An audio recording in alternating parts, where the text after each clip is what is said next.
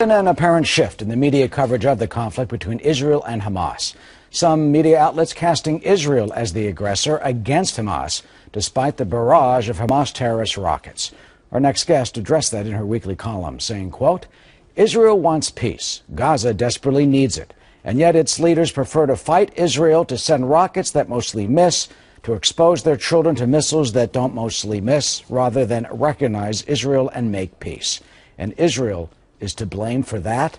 Susan Estrich, who wrote that, is a professor of law and political science at USC and a Fox News contributor. You know, Susan, it is tragic. I mean, the scenes that we see are so shocking and stunning. 1,000 Palestinians killed in Gaza, the Israeli death toll too. So why do you think the media, or some in the media, have largely pinned the blame on the country that's being attacked? I mean, Hamas this afternoon broke the ceasefire by firing 5 more rockets it claimed it fired 2 directly at Tel Aviv.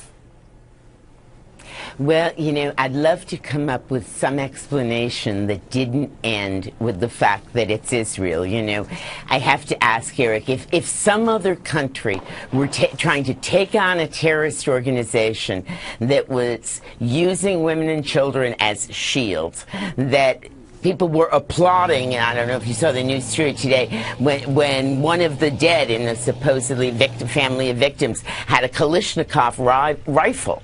I mean, Israel is doing what almost any country, I would have to think every country would do. We would applaud other countries if they were clearing out a terrorist network of 35 tunnels into their country. And yet there is Israel being punished in the eyes of the world effectively because they do too good a job at protecting civilians, have done too good a job at creating a missile defense system, and because Hamas would rather fight than make peace. You know, the Palestinians blame the occupation and blame Israel, of course, for this. And as you mentioned, is there a false moral equivalence then in this? But Israel isn't occupying Gaza. I mean, that's what's so crazy about this. I mean, you know, this is being portrayed as Israel the aggressor, Israel the colonizer, Israel the occupier.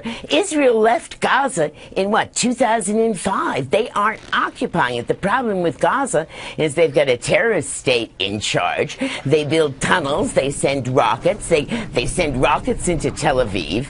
And then Israel, this is really a defensive war. I mean, if you look at Israel popular opinion, and usually it's pretty divided on almost everything, but on this one, Israel is united because this is a defensive move, and that, Eric, is what troubles me so much about the media, because it makes it sound like, you know, right versus left, Republican versus Democrat, Israel versus Palestine, who's got the higher death toll, they're the bigger victims.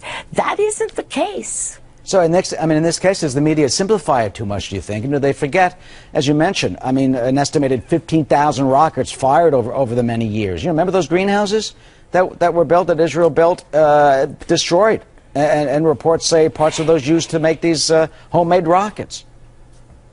You know, you explain it, okay? Because every time I make this argument, people say, well, it has nothing to do with anti-Semitism. And so I say, well, then why is it Israel that gets cast in this light? Why is Israel the villain in the world's press when, in fact, it's defending its citizens?